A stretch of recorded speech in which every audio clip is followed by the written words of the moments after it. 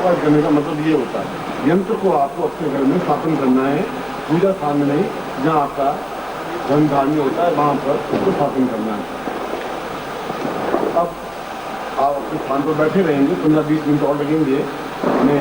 ये जो कार्यकर्ता हैं और जिनके पास बैग है, उन बैग वालों को वो पैकेट देंगे, महालक्ष्मी पैकेट, जो कि अपने आप में इससे ज़्यादा प्रभावयुक्त और प्रयोग है, वो प्रयोग संपन्न में करवाऊँगा उनको प्रयोग। इसलिए मैं केवल 5-7 मिनट बाद वापस आऊँगा। 10 मिनट में मैं सोचता हूँ कि 10-15 कार्यकर्ता आकर के और जिनके बैग लगे होते हैं उनको पैकेट दे देंगे। आ गया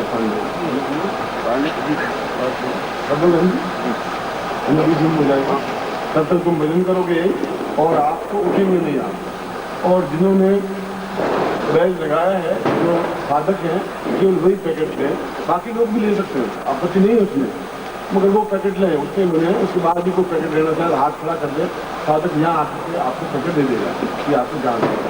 तो किसी प्रकार की न्यूनता इस प्रयोग से भी वह प्रयोग अपने आप में महत्वपूर्ण है और ज़्यादा इफेक्टिव है। चिंता करने की किसी प्रकार की जरूरत नहीं है। और कार्यकर्ता को चाहिए कि वह 15 मिनट में इस काम को निपटाते, 15-20 लोग मिलकर एक साथ। ये दोनों यहाँ बैठे होंगे, मैं आपको 15 मिनट में वापस आता हूँ, निश्चित रूप से सफलता प्राप्त कर चुके हैं ये दोनों।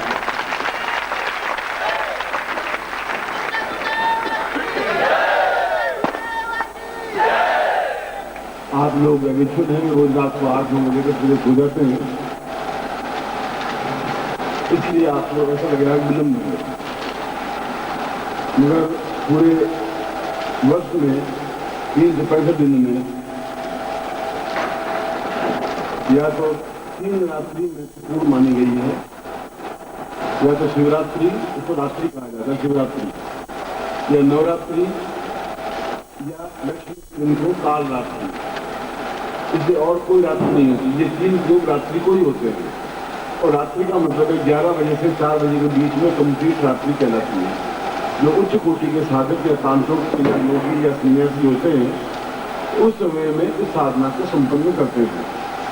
और इस साधना में सीधे मंत्र का प्रभाव सीधे जीवन में पड़ता है, क्योंकि आपका घर कौन सा है, इस पृथ्वी पर आपका कोई घर नहीं है।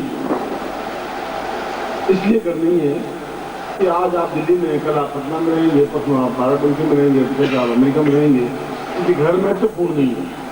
महत्वपूर्ण है आपका शरीर, जहाँ आप जाएं वहीं लक्ष्मी आपके साथ रहते हैं। इसलिए शरीर को ही पूरा घर बना दिया जाता है, शरीर को घर की आकृति देकर के उसमें लक्ष्मी को स्थापन कर दिया जाता है। इसलिए वह व्यक्ति जहाँ भी रहेगा, आज मान लो मैं जोत में हूँ, कल को मेरे से बम्बई में मुझे उठना पड़े, तो ये तो इस घर में लक्ष्मी स्थापन हो गई, फिर वो मेरा घर देखा रहेगा। इसलिए आप जहाँ हैं वहाँ लक्ष्मी रहे। इसलिए घर को इस प्रयोग में घर को ही लक्ष्मी, मतलब देह को लक्ष्मी घर बना करके और उस घर में पूर्ण लक्ष्मी को स्थापित किया जाता है। और लक्ष्मी शतअष्टोत्तर लक्ष्मी कहलाती है। शतअष्टोत्तर लक्ष्मी का मतलब है 108 लक्ष्मी। जो लक्ष्मी एक ही है और उसके कई रूप है। स्त्री तो एक ही होती है, 2 हाथ 2 पाँव 2 कान वाली, और एक स्त्री को हम बहन कहते हैं, एक स्त्री को पत्नी कहते हैं, वही वैसी उसको प्रेमिका कहते हैं, वैसी स्त्री को माँ कहते हैं। चारों और तो रूप में कोई अंतर नहीं है, चारों की 2 आंखें, 2 हाथ, 2 पाँव, 2 एक जैसी शरीर आकृति है। तो एक बहन कहलाती है, एक पत्नी कहलाती है, एक प्रेमिका कहलाती है, एक माँ कहलाती है। ठीक उसी प्रकार से लक्ष्मी का मूल स्वरूप तो एक ही है, उसके अलग अलग धर्म है। विद्या लक्ष्मी है, यह धान्य लक्ष्मी है, धरा लक्ष्मी है, विद्या लक्ष्मी है, कीर्ति लक्ष्मी है, आयु लक्ष्मी है, पुत्र पौत्र लक्ष्मी है, धन धान्य लक्ष्मी है, समृद्धि लक्ष्मी है।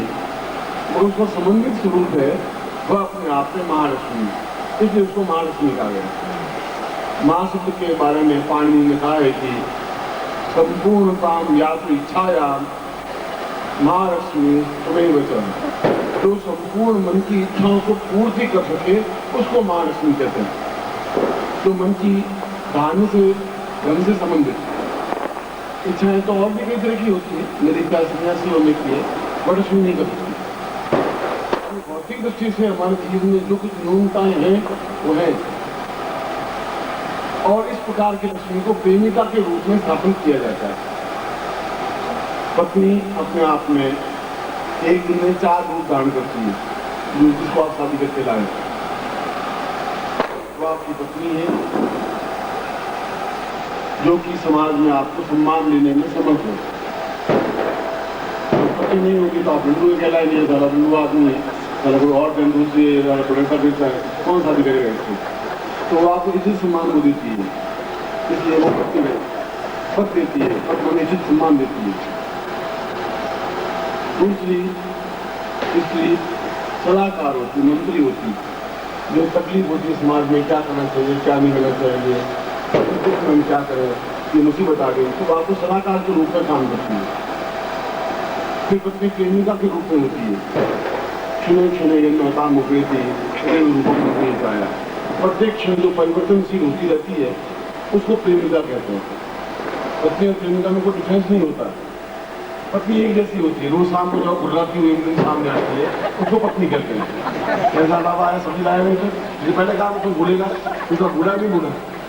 और फिर जब मैं ऑफिस से आया हूँ तो याद तो कर, बस तेरे साथ शादी करके मर गई, कुछ बेकार हो गया, तो समझिए पत्नी है। और प्रेमिका बेचारी बोल नहीं सकती, इसलिए पत्नी को प्रेमिका को प्रेमिका बनना चाहिए। प्रेमिका बने, एक स्त्री प्रेमिका, आप प्रेम कर रहे हैं, 8 साल कर रहे हैं और कुछ पुराना नहीं पड़ रहा है, और रोज आप छुप छुप के मिल रहे हैं, बाग बगीचों मिल रहे हैं, पेड़ के नीचे मिल रहे हैं, टेलीफोन से मिल रहे हैं, लेटर लिख के मिल रहे हैं, कुछ दावा लिया तो पीछे गली में आना, मैं वहाँ आऊँगा, लंबा सड़क खेल करके 8 साल तक। और शादी हुई 3 साल के बाद आपका आकर्षण खत्म हो जाता है उस लड़की से। 3 महीने में क्या हो गया? 3 महीने में ये हो गया तो प्रेमिका को रूप भूल गई।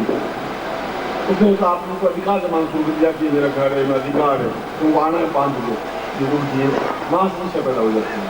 क्योंकि पत्नी प्रेमिका रूप में भी होती है और प्रेमिका देवी के रूप में भी होती है। उसके घर में आने से घर में देवताओं का वास होता है। जब तक नारी के पूजन से गमन के तत्व देवता, जहाँ नारी की पूजा होती है, सम्मान होता है, वहाँ देवता निवास को दान दिया। ठीक उसी प्रकार से लक्ष्मी के भी शतस्तोत्र का रूप है और उन शतस्तोत्र रूपों को समष्टि रूप में महालक्ष्मी कहा गया है। और यह रूप, यह प्रयोग विश्वामित्र संहिता में भी है और कणाद में भी है, पुरस्कार में भी है।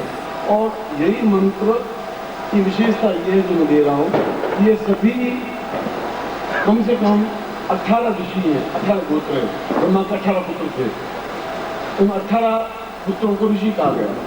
उन ऋषियों के जो पैदा हुए उनको गोत्र कहा गया। 1900 ऋषि इसलिए नहीं गया। ब्रह्मा के 18 पुत्रों को ऋषि कहा गया, वशिष्ठ, विश्वामित्र, कणाद, पुरस्कार, ये। और उनके जो संतान हुई उनमें से किसी एक ऋषि की आप संतान है, इसलिए वो गोत्र कहा गया। इसलिए आदि पुरुष ब्रह्मा था। उन्होंने भी 18 में से कम 14 ऋषियों ने इसी मंत्र की रचना की लक्ष्मी को प्राप्त करने के लिए। वेदों में उसको श्री कहा गया है, श्री चते लक्ष्मी पत्नियां महोरात्रे, श्री से लक्ष्मी पत्नियां महोरात्रे।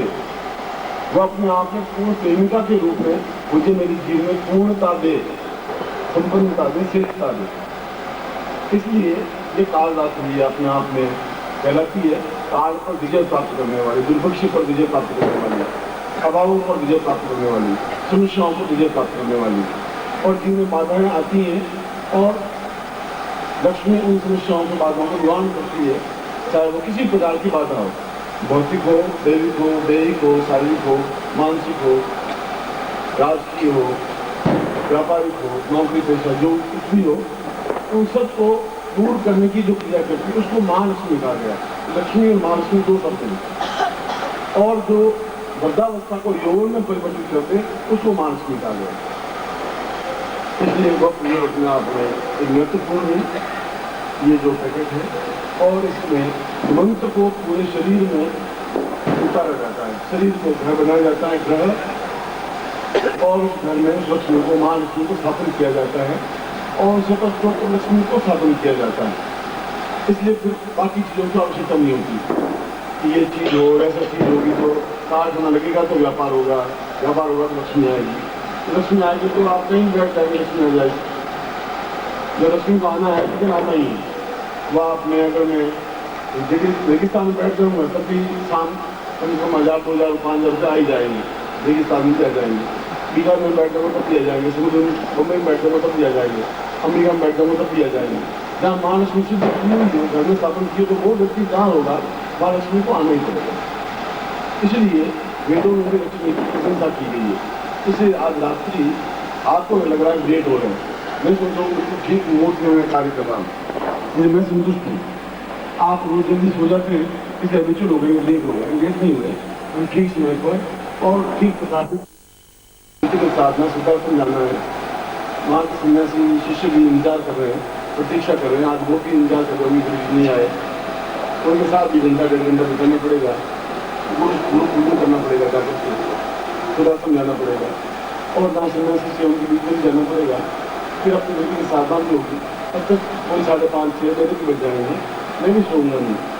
मेरी क्रियाकलाप दूसरे प्रकार का होगा, आपकी क्रियाकलाप दूसरे प्रकार का होगा।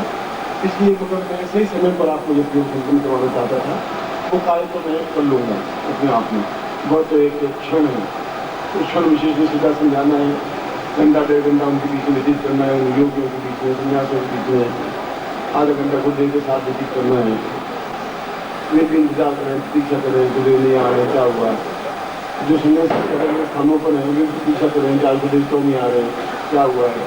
सभी लोग इंतजार करते हैं और सब लोगों को संतुष्ट करना मेरे घर में, उनको एक रास्ता दिखाना मेरे घर में कर्तव्य है, चेतना है।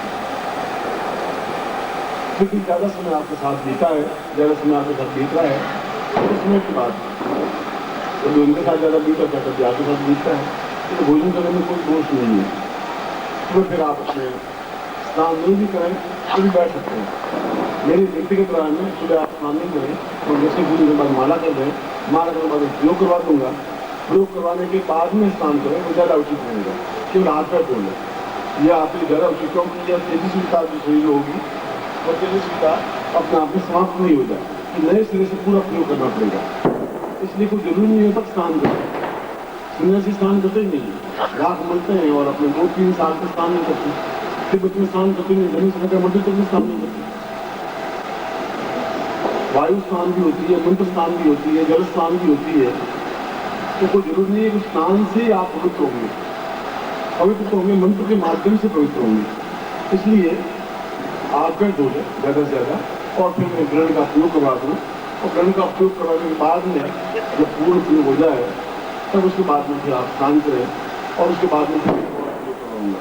और क्या प्रयोग करवाऊंगा ग्रहण काल में, क्या क्योंकि ग्रहण काल में ना तो क्या बुलाया, ग्रहण काल में 2 प्रयोग है, एक प्रयोग है उसका 2 रूप है।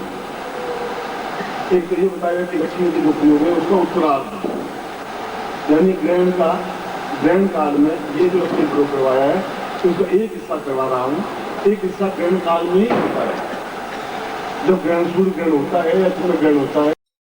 ओम परम तत्वाय नारायणाय गुरुभ्यो नमः। ओम ह्रीं मम प्राण देह रोम प्रतिरोम चैतन्य जाग्रय ह्रीं ओम नमः। ओम भूर्भुवः स्वः तत्सवितुर्वरेण्यं